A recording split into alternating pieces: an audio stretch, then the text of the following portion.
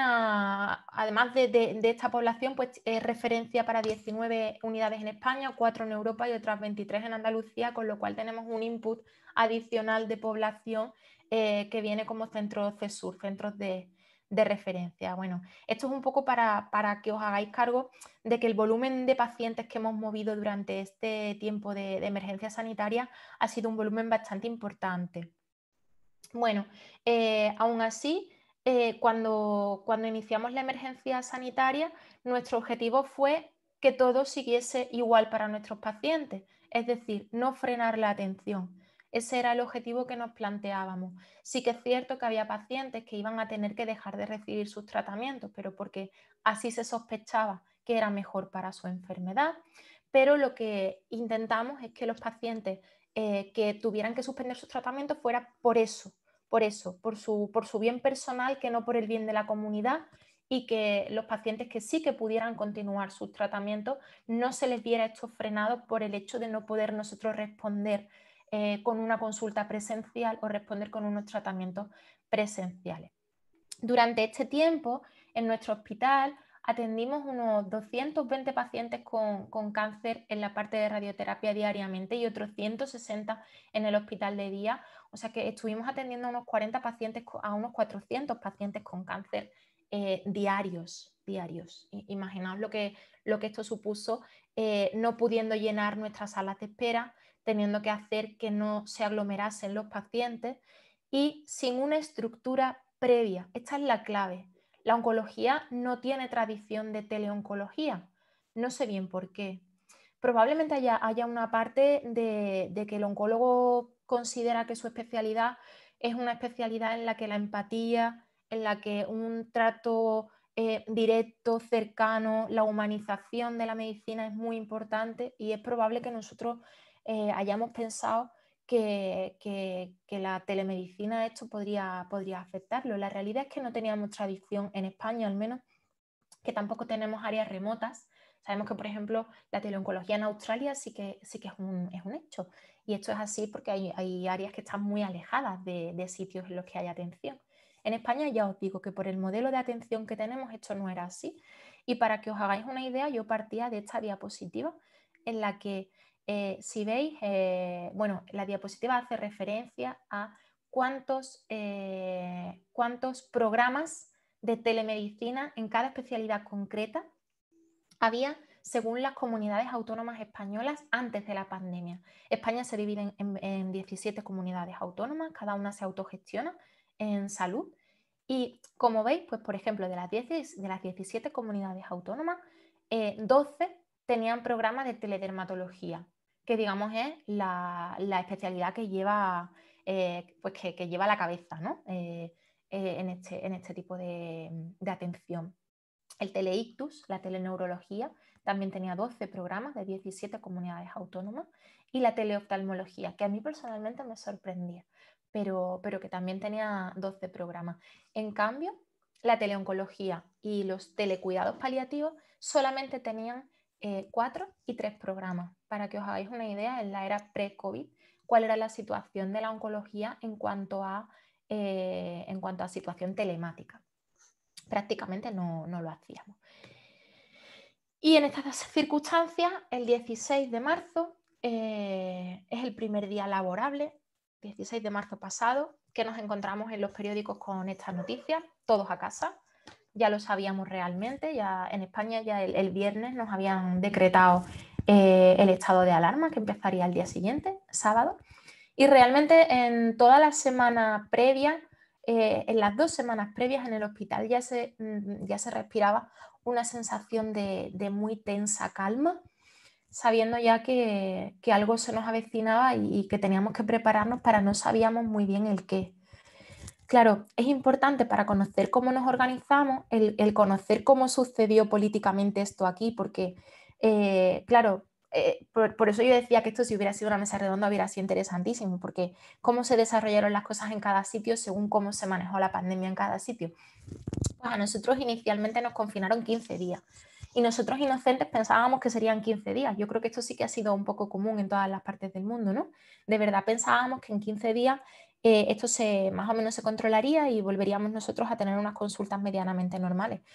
Luego fueron otros 15 y otros 15 y otros 15 y así estuvimos hasta el mes de mayo-junio en que las cosas parecían empezar a normalizarse de nuevo y la primera ola de esta pandemia pues se venía un poquito abajo.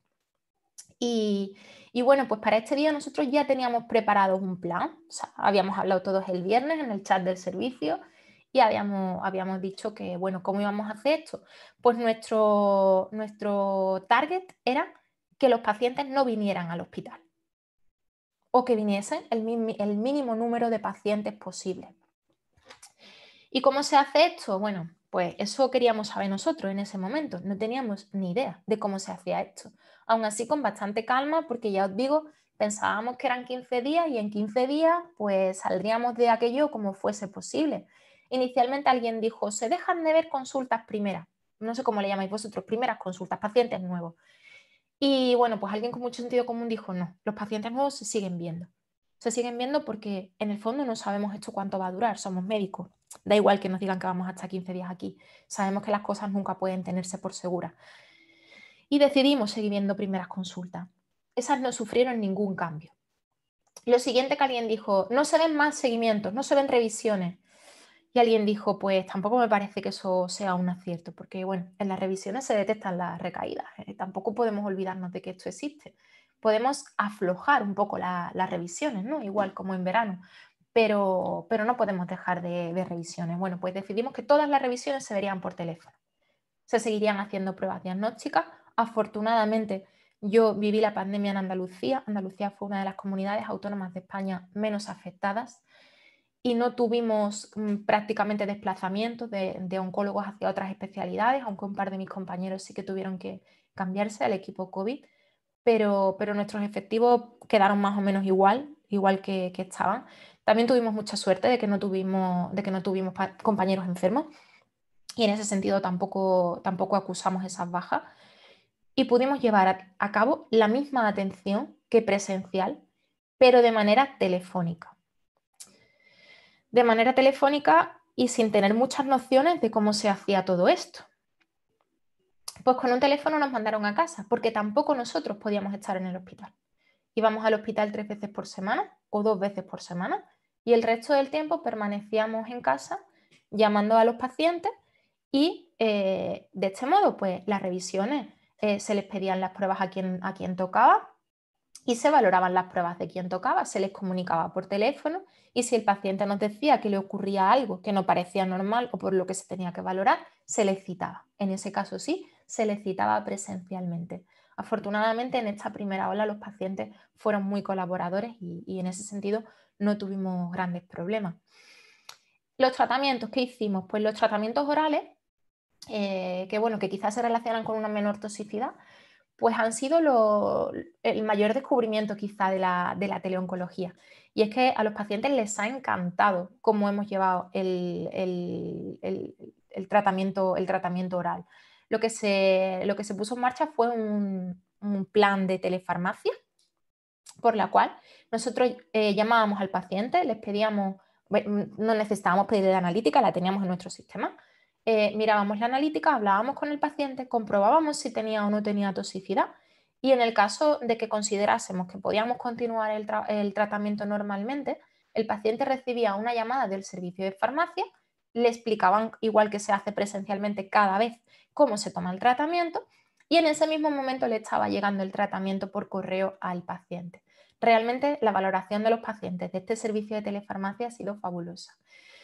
Los tratamientos intravenosos, ¿cómo los hacíamos? Pues al principio los citábamos presencialmente, nos daba como más miedo, pero según fue avanzando el estado de emergencia y fuimos viendo que realmente esos 15 días se convertían en un mes y en 45 y en 2 meses, pues decidimos que los tratamientos intravenosos también podrían verse en una proporción de manera telefónica, de manera que, aunque tuviesen que venir al hospital, porque tenían que venir a la sala, al hospital de día oncológico, pero al menos les quitábamos esas 2-3 horas de espera en la sala mientras les atendíamos en consulta.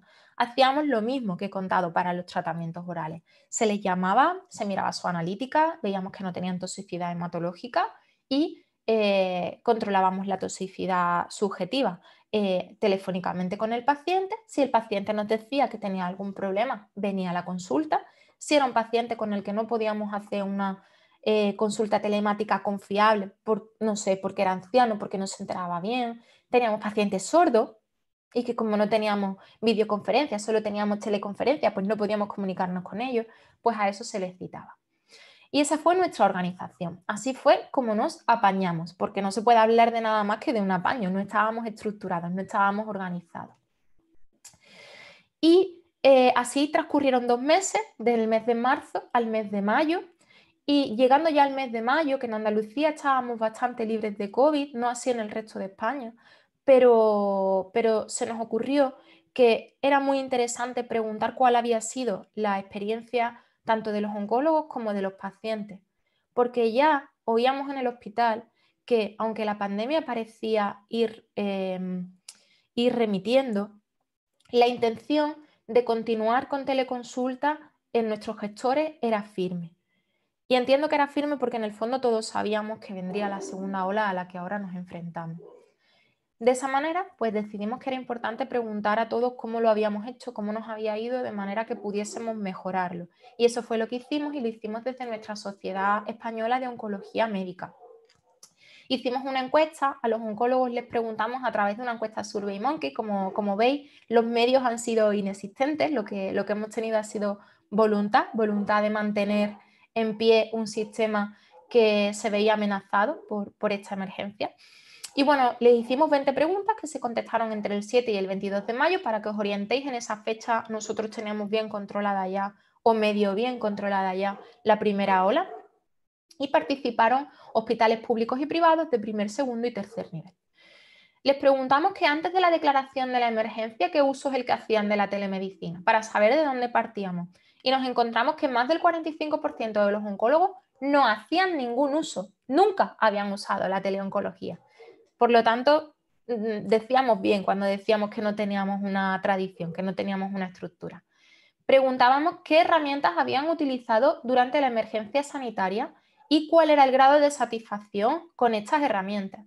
¿Y qué es lo que nos dijeron? Pues una de las conclusiones más importantes que sacamos es que ningún oncólogo no utilizó la teleasistencia. O sea, durante la emergencia sanitaria todos hicimos teleoncología. ¿Y de qué manera? Pues mirad, 99% llamada de teléfono, nuestros teléfonos en casa y nada más, solo eso. Algunos utilizaron el correo electrónico, incluso algunos utilizaron el WhatsApp, podemos hablar de las cuestiones legales cuando queráis. Alguno incluso utilizó el fax, yo no sé dónde se utiliza ya el fax, pero también. Y bueno, y la minoría, un 15%, alguna aplicación de videollamada o aplicación propia del hospital. Preguntamos, perdón, vuelvo atrás porque a pesar de eso, si veis en la otra parte de la diapositiva, la mayor parte de los oncólogos dijeron estar muy satisfechos con la experiencia. Yo entiendo que no estaban satisfechos con haber tenido solo un teléfono, que estábamos satisfechos porque habíamos conseguido sacar adelante algo que al principio no sabíamos muy bien cómo. Preguntamos con cuántos pacientes se había utilizado y la mayor parte, casi el 70%, pues la utilizó con un entre 25 y 75% de los pacientes. Como veis, con una buena cantidad de pacientes. Fueron muy pocos los pacientes que vinieron al hospital durante la emergencia. ¿Y en qué clase de visitas? Pues los oncólogos pensamos que las visitas más susceptibles de ser hechas por teléfono fueron los seguimientos. Pero como veis, también un bastante importante número de pacientes hicieron consulta de tratamiento activo, que digamos es un poco la consulta más complicada oncológica a través de la llamada telefónica. O sea, que fuimos capaces de dar cobertura con simplemente un teléfono a casi todas nuestros tipos de consulta, casi todo nuestro espectro de trabajo. ¿Qué herramienta nos gustaría mantener a los oncólogos después del estado de alarma? Bueno, sorprendentemente nos gustaría mantener el teléfono, no sé muy bien en qué estaríamos pensando cuando dijimos esto, pero bueno, un 40% dice que le gustaría añadir a esto la videollamada o la videoconferencia, que parece que es lo que es más sensato, ¿no? ¿En cuántas visitas creemos que la utilizaríamos? Pues la mayor parte de nosotros cree que al menos en el 25% y probablemente entre el 25 y el 50%. Claro, tenéis que entender que esto está muy mediatizado por la situación que vivíamos en ese momento. Yo no estoy segura de que en un 50% de los pacientes quisiésemos utilizar la videollamada, o al menos no como cosa única, quizá como complemento. Preguntamos en qué clase de visitas las querríamos seguir utilizando y nos encontramos que en la mayor parte de nosotros la queríamos durante los seguimientos, era lo que con mayor claridad veíamos. ¿Y qué pasa cuando le preguntamos a los pacientes? Bueno, pues nos sorprendimos cuando les preguntábamos si hubieran preferido una alternativa que les permitiera no acudir y nos decían que, bueno, muchos de ellos que no, un 43% nos dijo que no, que estaban tranquilos viniendo al hospital. Después compañeros han hecho trabajos parecidos y hace unas semanas en nuestro Congreso Nacional se presentaba un trabajo de prevalencia de depresión en los pacientes con cáncer y COVID, en los cuales una de las preguntas que se les hacía era si les daba más miedo el cáncer o el COVID, y decían que sin duda el cáncer. Entonces, probablemente nuestros pacientes querían venir al hospital porque lo que no querían era dejar de recibir atención. En cuanto a cuál ha sido la experiencia de los pacientes con la telemedicina, el 90% de ellos, de hecho el 77,7% de ellos nos daban una puntuación de 4 o más sobre 5, con lo cual los pacientes han valorado bastante el esfuerzo que hemos hecho durante la emergencia para llevar la oncología a su casa a través del teléfono. Y cuando les preguntábamos si les gustaría que en determinadas consultas se mantuviese la telemedicina, pues la mayoría nos decían que sí, un 60% nos decía que sí.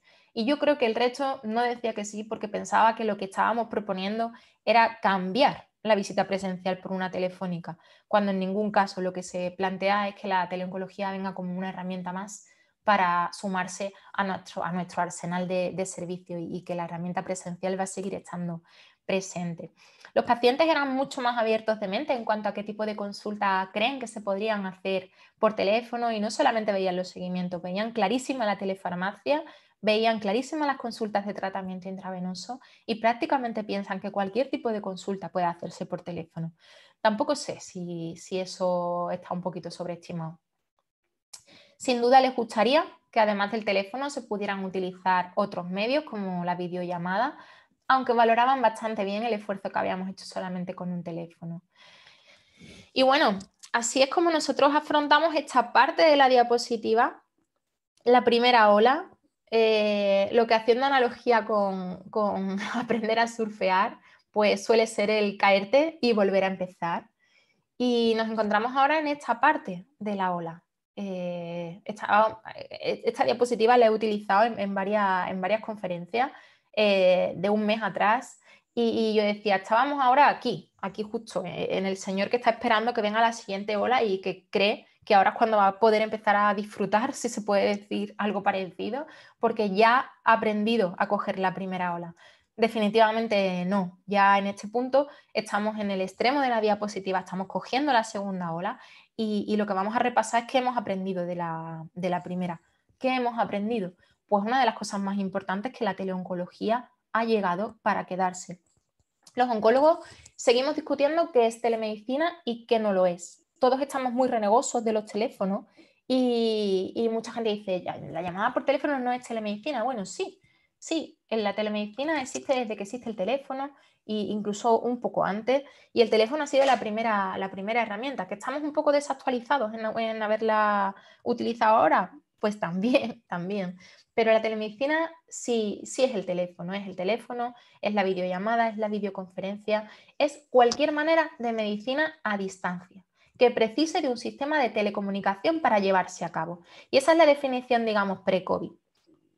Con todo esto, con el desarrollo, con la medicina 4.0 que ahora veremos, la era post-COVID, que yo lo he llamado, eso es una denominación mía personal, no es nada oficial, pues la telemedicina deberían ser pues mantener una medicina en la que la distancia sigue siendo un factor crítico, pero en la que las nuevas tecnologías nos ayudan a que esto no impacte de ningún modo en la atención que hacemos de nuestros pacientes. Bueno, pues como veis, la telemedicina, la teleoncología puede ser sincrónica o asincrónica, y también puede ser médico-paciente, médico-médico. Esto que estamos haciendo ahora es teleoncología, es telemedicina, y es una de las mejores cosas que hemos sacado de esta triste emergencia. el poder estar más conectados. Probablemente yo hoy no podría estar en Argentina y sin embargo, de algún modo sí, sí que lo estoy. Entonces, bueno, pues la modalidad sincrónica, la videoconferencia y la teleconferencia, lo que estamos haciendo ahora, y también la monitorización remota continua, y por otro lado las asincrónicas, el almacenamiento y reenvío y la monitorización remota de pacientes. A mí me parece muy importante no solo qué es, sino sobre todo qué no es. No debe ser un acto nunca que sustituya a la visita presencial, nunca, sino un complemento de la misma. Y esto es de lo poco que dice nuestro código deontológico sobre la telemedicina. No dice casi nada más, es el código de 2009. Se está actualizando y hablará largo y tendido de la telemedicina en el nuevo código deontológico. Pero el que tenemos, lo único que dice es esto: que no sea nunca un acto que sustituya a la presencia. La presencia del médico es fundamental, pero sí puede ser un maravilloso complemento que nos ayude a estar más cerca de nuestros pacientes. Tampoco debería ser algo efímero, que pase tras el estado de emergencia. Debería ser una parte más de lo que llamamos la medicina 4.0, el reto. El reto que ya no es futuro, que ya es presente. La telemedicina probablemente se convierta en uno de los derechos del paciente de la próxima generación, que van a ser justamente vuestros pacientes. La medicina 4.0 engloba muchas cosas que hace poco nos parecían ciencia ficción. Yo esta diapositiva la llevaba a un congreso de farmacología, de farmacia hospitalaria, perdón, hace justamente un año. Y bromeábamos con los drones, bromeábamos con los wearables, decíamos, sí, sí, bueno, no sé eso dónde lo voy a guardar en mi hospital para que no me lo roben. Era como, bromeábamos porque no le veíamos a esto que realmente nosotros lo fuéramos a vivir o al menos que fuera algo cercano. Fijaos cómo esto ha cambiado en un año. Realmente la emergencia sanitaria no es lo único, pero es una de las cosas que ha revolucionado, como cualquier guerra, como siempre que ocurre una catástrofe, que tiene una parte de revolución de lo previo, ¿no? Y una parte a la que se le puede sacar probablemente mucho beneficio. Pues este ha sido el caso. Y si yo os pongo pues algunas diapositivas de cosas que incluye esta medicina 4.0, pues lo vais a ver muy claro. Pues no sé si las tengo a continuación, pero ahora volveré. Pero mirad, este es el robot Da Vinci, la cirugía robótica, pues algo de nuestros días. Es una de las cosas que aparece como reto de la medicina 4.0. Esto se ha puesto de absoluta relevancia durante la pandemia, la bioimpresión, pero también se está haciendo ya en los hospitales y de una manera que no genera ya noticia, que no es algo que se haga puntualmente. Esto es lo más antiguo del mundo, son los sistemas de monitorización de insulina, las bombas de insulina, que no es más que un wearable. Los wearables son todos los elementos tecnológicos que nos miden un parámetro médico que podemos llevar encima, a excepción de los smartphones. Y nos pueden medir pues, pulsaciones, saturación, ciclos de sueño, actividad, insulina en sangre, glucosa en sangre, sudoración. Realmente es algo que convive ya con nosotros, aunque realmente en muchos casos no nos demos cuenta. El caso de la diabetes es un ejemplo de algo que lleva muchos años entre nosotros y que es una realidad. Vuelvo atrás porque me había quedado otro que no es muy importante y tampoco debería ser algo que acentuara la inequidad ni la ineficiencia.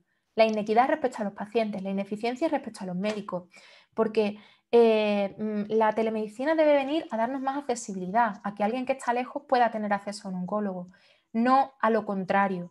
Y debe venir a darnos menos trabajo, no más. Durante la pandemia esto claramente no ha sido así. Durante la pandemia a nosotros la teleoncología nos ha generado un trabajo ingente. Nos pasábamos el día entero dedicados a esto.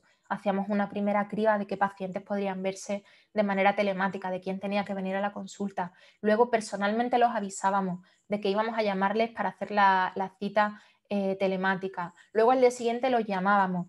O sea, el trabajo ha sido ingente. Esto se puede hacer en un estado de emergencia, pero no se puede convertir en lo normal.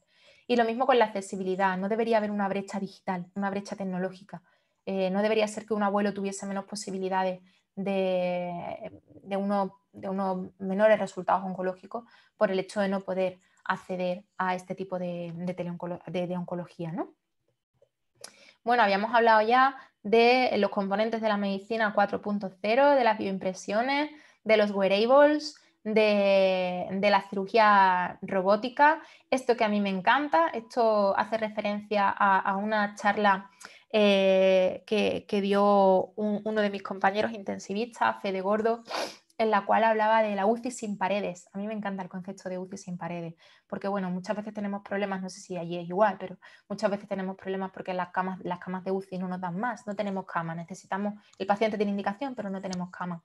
Bueno, pues la UCI sale fuera. La UCI sale fuera, el paciente se queda en planta, pero monitorizado con un elemento tan sencillo como esto, que nos da 4 o 5 parámetros conectados con la UCI y monitorizados y con el control de los intensivistas. Y en el caso de que el paciente requiera una atención mixta, oncológica e intensiva, ellos nos ayudan en la misma planta de hospitalización de oncología. Y esto es posible por la monitorización remota. Y llegamos a la oncología, llegamos a la telemedicina, a la teleoncología en particular, pero a la telemedicina, y nos planteamos que esto es uno de esos elementos más de la medicina 4.0 y, como digo, será uno de los derechos del paciente de vuestra generación, de vuestros pacientes, de los que veáis vosotros.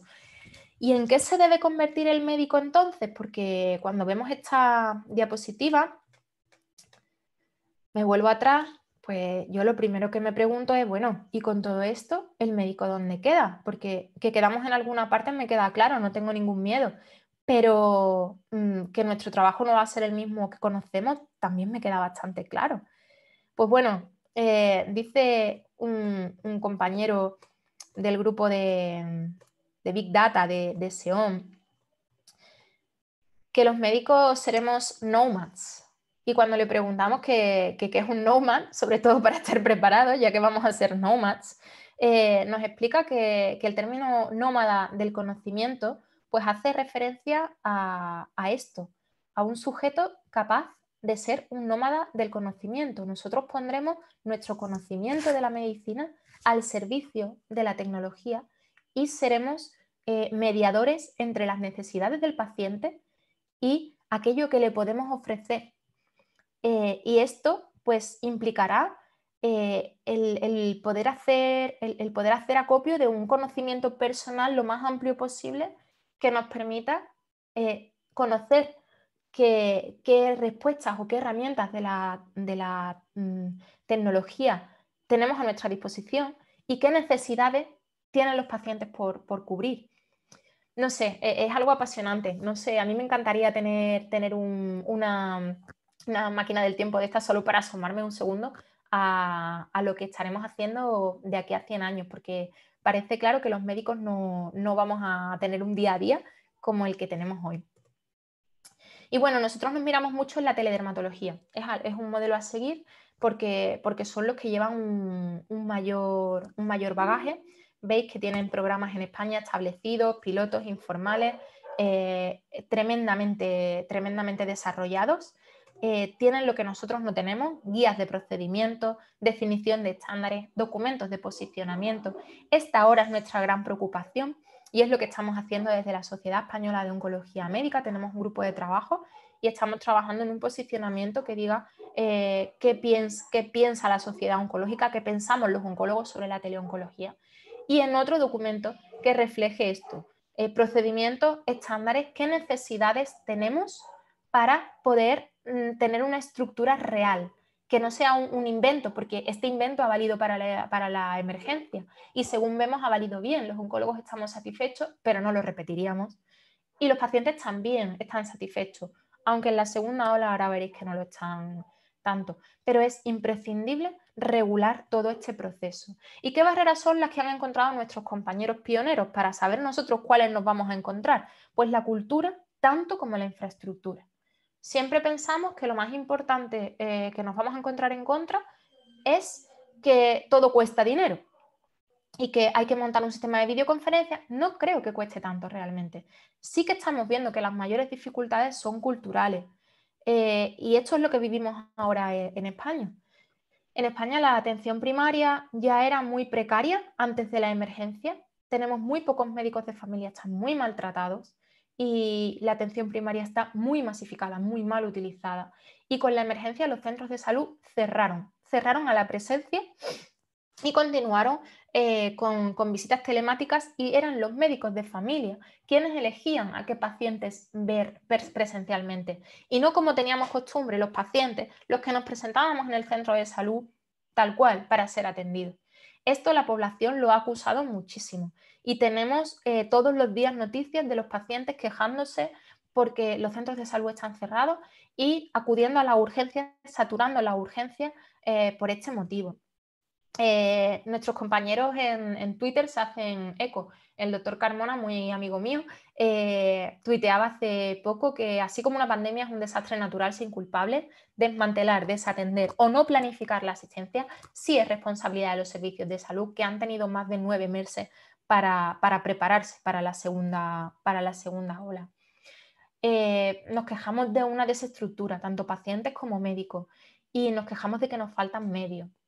Y nos quejamos de que no tenemos respaldo. A los pacientes hay que informarles y formarles. Debemos explicarles por qué hemos hecho esto durante la emergencia y qué pretendemos hacer a continuación. Y también hay que enseñarles a llevar a cabo este tipo de consultas. Evidentemente esto no lo hemos podido hacer durante la emergencia sanitaria, porque no era una guerra, no estábamos para eso, pero sí que lo tenemos que hacer ahora, de una manera, deberíamos haberlo hecho en estos meses atrás, lo hemos hecho mejor o peor. Ahora volvemos a estar en una segunda ola, probablemente tampoco sea el momento, pero si queremos que esto se quede para siempre y se quede bien, tenemos que formar a nuestros pacientes. Esto no os voy a aburrir mucho tiempo con esto, solamente son ejemplos de cómo lo han hecho otros compañeros y estos son los compañeros anestesistas. Ellos han apoyado mucho a la atención primaria y tienen varios sistemas en marcha en el cual, por ejemplo, en este, pues hacían un acuerdo con primaria, se hacía una teleconsulta del paciente con dolor crónico que necesitaba atención por parte de las unidades de dolor. El especialista de la unidad del dolor no veía al paciente directamente, sino que hablaba con el médico de atención primaria, se pedía más información y se decidía si la consulta se haría presencial o si se altaba al paciente y el consejo se daba a través del médico de cabecera. Esto fue una medida fantásticamente aceptada por parte de todos, tanto del paciente que se veía atendido por un especialista en dolor, como del médico de atención primaria que se veía apoyado, como del médico anestesiólogo que veía que su trabajo se hacía más eficiente. Y un 26% de los pacientes fueron altas sin necesidad de vérseles presencialmente. Pues esto es una iniciativa del Plan Andaluz Integral de Dolor, es algo parecido, una herramienta para el apoyo del médico de familia, en el cual pueda tener este apoyo de la unidad del dolor. Lo mismo ocurre en paliativos, paliativo también parece que ha despegado. Hay ya un buen número de trabajos que describen, aunque todavía no evalúan, el impacto de la telemedicina en los cuidados paliativos, pero fijaos qué soluciones más maravillosas. Esto es un sistema virtual para tratar la ansiedad y el insomnio a través del juego en niños en cuidados paliativos. Todo esto es teleoncología, todo esto es telemedicina. Esto es MyPal, que es otra iniciativa de paliativistas para adultos con cáncer hematológico y que también hacen un respaldo 24 horas de estos pacientes en las necesidades que puedan tener. Esto es increíble, esto es como un WhatsApp, pero en el que no hay nadie detrás. Combate la soledad, también es telemedicina y simplemente es un sistema que te da conversación. Podemos pensar que cómo nos hace falta esto, pero la realidad es que tiene miles de suscriptores. Nos preguntamos, ¿es una opción real la teleoncología en este momento? Pues algunos estudios demuestran que al menos es equivalente a la visita presencial y altos niveles de satisfacción en pacientes y profesionales cuando se hace de manera estructurada, que no como la hemos hecho. Y algunos estudios ya hay en la evidencia que respaldan todo esto. Estos son ejemplos de en qué podemos utilizar la teleoncología en cáncer de manera contrastada con evidencia, supervisión de quimioterapia, manejo de síntomas. En los largos supervivientes, fundamental, en los largos supervivientes va a ser una herramienta muy útil. En el cuidado paliativo, realmente ya veis que los pacientes eran muy abiertos a cualquier tipo de aproximación. Os traigo la evidencia simplemente por si queréis luego quedaros con la presentación, que la tengáis disponible. La toxicidad, el control de la toxicidad es algo que se puede hacer perfectamente a nivel remoto. El cuidado de los síntomas, atención a la ansiedad, a la depresión, al dolor. Esto hace referencia a tipos de poblaciones que están muy desprotegidas en el seguimiento por su poca adhesión, como son, por ejemplo, los pacientes con cabeza-cuello, que a menudo tienen adicciones a alcohol, tabaco, son personas a veces de una vida desordenada, los factores de riesgo que generan el cáncer de cabeza-cuello. Pues este tipo de aplicaciones intentan mejorar la adhesión de estos pacientes a través de saber en qué ellos subjetivamente creen que se pueden beneficiar más de una de estas herramientas. Y incluso los ensayos clínicos a través de la monitorización remota y en directo han podido continuar gracias a la teleoncología en este estado de emergencia. Hay cosas que uno no se las imagina, medir la hemoglobina a través del teléfono móvil en remoto. Realmente son miles las aplicaciones y vosotros seréis quienes las desarrolléis. Por lo tanto, como conclusión, ¿yo con qué me quedo? Con que no es y no debe ser algo que sustituya a la visita presencial, debe ser siempre algo complementario. Y me termino preguntando si la necesitamos. Pues solamente os digo para que saquéis vuestras propias conclusiones. El cáncer va en aumento y esto es así. Lo sabemos por las cifras pasadas y por las estimaciones a 2040 sin freno. Los profesionales son cada vez más escasos. En España ya tenemos serios problemas para disponer de oncólogos. La tecnología tiene un desarrollo creciente y es absurdo pensar que nosotros podemos quedarnos al margen. Y existen experiencias de trabajo no presencial en muchas otras especialidades que sin duda son aplicables en la oncología. Por lo tanto, mi opinión es que sí, que ha venido para quedarse, que es bienvenida y que vosotros sois los encargados de desarrollarla. Y sin más me despido o quedo a disposición de las preguntas, si es que ahora las hay. Os vuelvo a pedir disculpas por la tardanza, ha sido porque he calculado mal las horas que nos separan y bueno, espero que os haya resultado provechoso el rato que hemos compartido. Muchísimas gracias, doctora. Y si quiere extenderse 5 o 10 minutos más, no hay problema. De paso, le pedimos a los chicos que si tienen preguntas, que la vayan realizando en el chat. Fenomenal. Pues bueno, yo creo que hemos hablado un poco de las cosas más importantes. De las cosas que más me han sorprendido han sido la magnífica aceptación de la telefarmacia. Ya sabéis que en oncología cada vez tenemos tratamientos más cómodos, menos invasivos, muchos de ellos orales. Y el paciente de verdad alucinaba de que yo lo llamase para preguntarle la toxicidad, a los 10 minutos le llamase el farmacéutico para decirle lo que le iba a enviar y a la media hora lo tuviese en casa.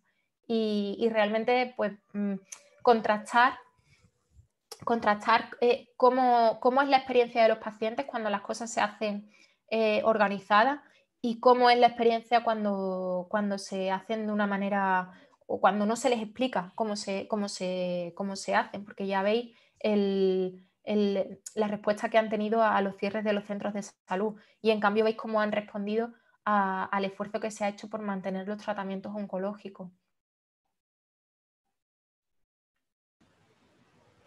Muy bien, tenemos una pregunta de Julieta Reyes.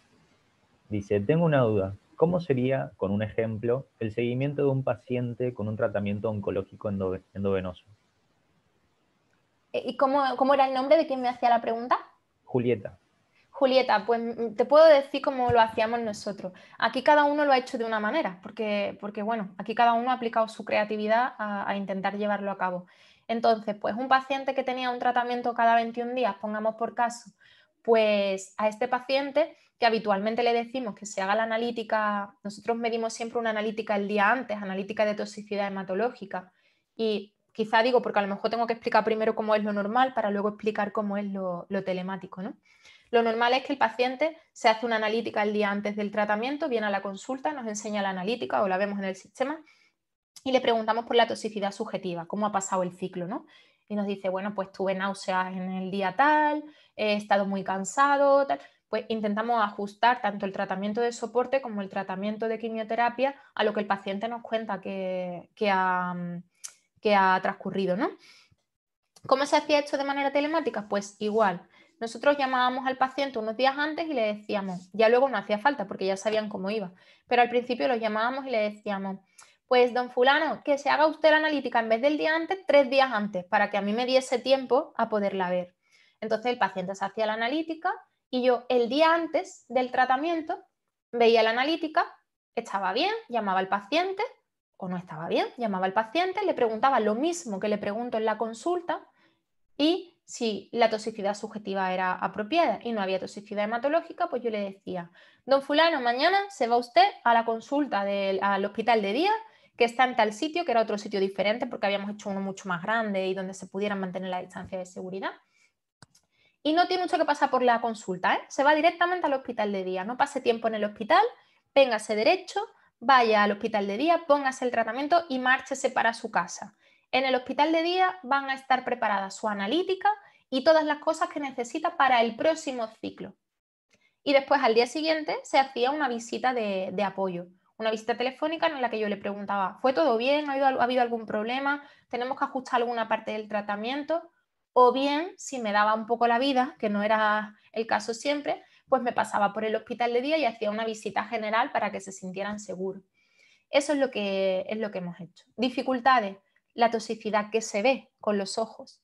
O sea, una toxicidad dermatológica, pues el paciente me decía, los granos bien, bueno, igual, y yo me lo tenía que creer o decirle que viniese para verle. En ese sentido, la videoconsulta nos hubiese sido de mucha ayuda.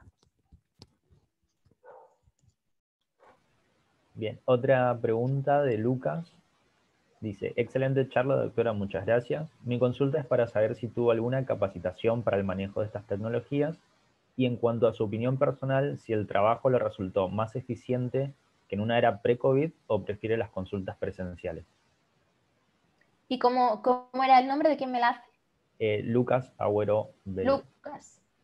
Lucas, pues realmente en cuanto a la eficiencia fue un desastre. O sea, yo nunca he trabajado más, jamás he trabajado más. Significaba revisar tus listas constantemente, día y noche, ver qué pacientes tenían que venir necesariamente, ver qué pacientes podían quedarse en casa, llamarles 4 veces, que cuando les llamábamos nos dijeran, no, este no es el teléfono de mi padre, yo soy su hija, ¿puede hablar conmigo? No, no puedo hablar con usted, tengo que hablar con su padre, recordad la ley de protección de datos. No, es que mi padre no se entera. Bueno, pues vaya donde su padre que le vuelvo a llamar y entonces con el permiso de su padre hablo con usted. Eficiencia ninguna.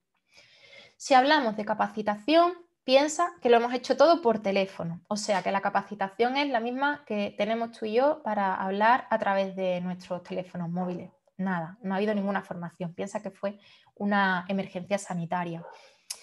Y en cuanto a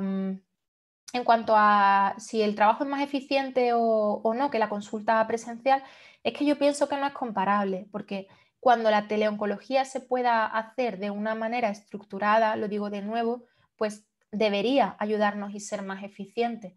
Pero en tanto en cuanto esto se ha hecho de una manera improvisada y para cubrir una necesidad, pues evidentemente la eficiencia no ha sido la que esperamos de ella en el futuro. Y yo prefiero que continúe a pesar de que me haya costado mi trabajo, porque entiendo que en el futuro no va a ser así. Muchas gracias.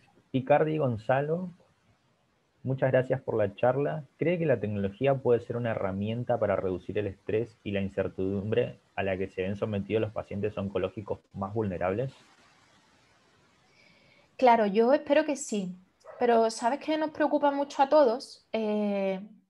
Nos preocupa la sobrecarga de trabajo que tenemos.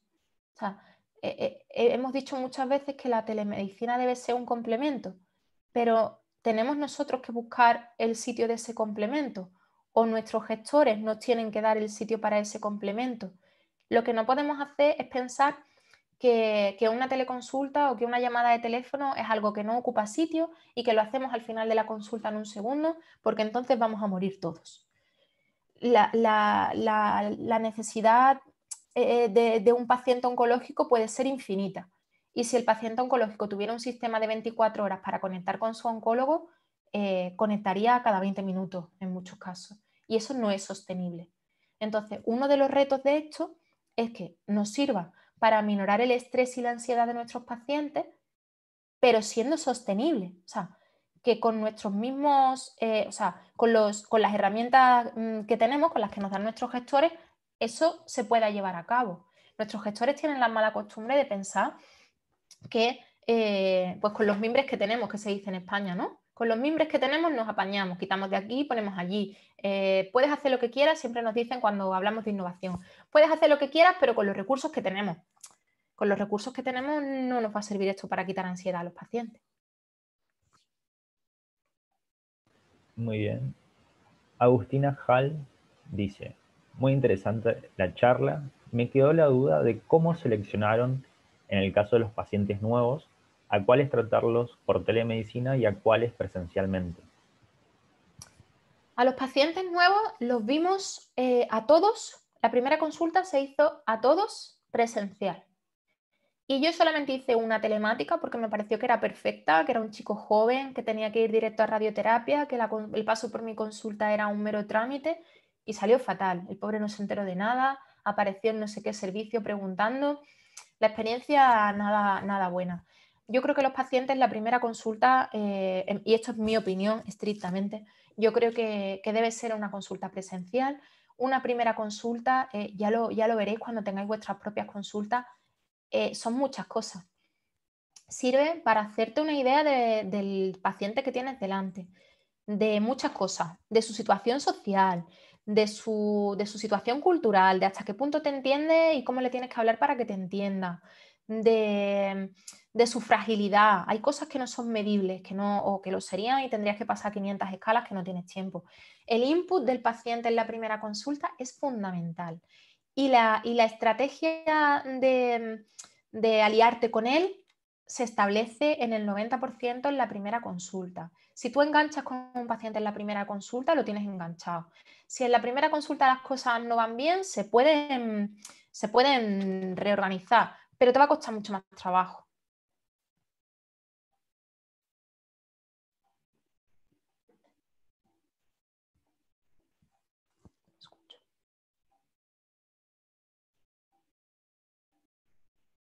¿Me escucháis? No te escucho, Cristian. Ahora. Ay, ahora sí estaba muteado, disculpe. Eugenia Pérez pregunta, ¿qué variable toma el dispositivo que se coloca en el tórax en UTI? Lo pasó en su diapo. Pues si no recuerdo mal, era la saturación, las respiraciones por minuto, las sístoles por minuto y no recuerdo el cuarto. No recuerdo el cuarto, pero sí recuerdo que eran 4. Escuché esta presentación en un congreso de cuidados intensivos de hace un par de años y me llamó muchísimo la atención, porque ellos nos explicaban que con simplemente estos 4 parámetros, que tienes mi correo por ahí en la primera plana, en la primera slide. Si quieres, escríbeme y le pregunto a Fede Gordo y de hecho tiene que haber algún artículo de referencia si te interesa para que lo puedas leer porque es interesantísimo. Ellos nos decían que con estos simples 4 parámetros ellos podían saber cuándo el paciente que estaba en planta con monitorización remota necesitaba de su atención. Y bueno, y es algo que realmente se está implantando ya en muchos hospitales de España. Le llaman UCI sin paredes o UCI con paredes líquidas. Muy bien. Una última pregunta, Agustín Valiente. Dice, mi pregunta es, si yo quiero acceder a una residencia en oncología allá en España, ¿cómo debo hacerlo? Pues yo entiendo que, bueno, esto puede que haya cambiado ahora, ¿eh? Porque tenemos ahí un real decreto que tiene a todo el mundo en jaque. Como era antes, yo sé que había acuerdos entre diferentes países para poder hacer esto de manera fácil, o sea, de manera fácil me refiero, sin tener que hacer el examen que capacita para ser médico en un país que no es en el que has estudiado. Y digo lo del Real Decreto que tenemos ahora porque por este decreto parece ser que vamos a poder recibir a médicos tanto comunitarios como extracomunitarios que van a poder ejercer sin hacer este examen de conversión, por decirlo así, previamente. No sé dónde quedará porque es algo que no ha sentado muy bien, porque está en el contexto de muchas otras medidas, como que, bueno, nos pueden cambiar de especialidad en cualquier momento, por las necesidades de la emergencia, nos pueden cambiar de sitio en España y mandarnos a ser médicos a cualquier otro. Quiero decir que es un Real Decreto muy controvertido, no por este motivo en particular de que nos intercambie, sino por muchos otros, ¿no? Entonces, supongo que tendrías que hacer, fuera de este decreto, el examen de conversión y una vez hecho, pues presentarse al MIR, que es la oposición de médico especialista, médico interno residente, que se hace todos los años en febrero. Se ofertan todas las plazas existentes y es una cuestión de notas. El que tiene más notas elige primero. Ese es nuestro sistema de reparto de plazas. Una oposición pura. Muchísimas gracias, doctora, en nombre de todo el Congreso, de la comisión organizadora. Es un placer para nosotros tenerla hoy aquí presente. Y nada, muchas gracias, excelente disertación. Y, y bueno, eso es todo. A los chicos ahora se les va a poner el link para la encuesta. Y la palabra clave para ellos es tecnología en mayúscula. Doctora. Muchas gracias a todos. Que tengan muy buen congreso. Muchas gracias. Hasta luego.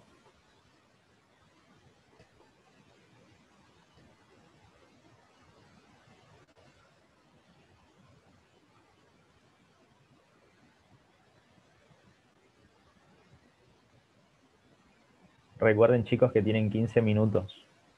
Tecnología en mayúscula sin acento.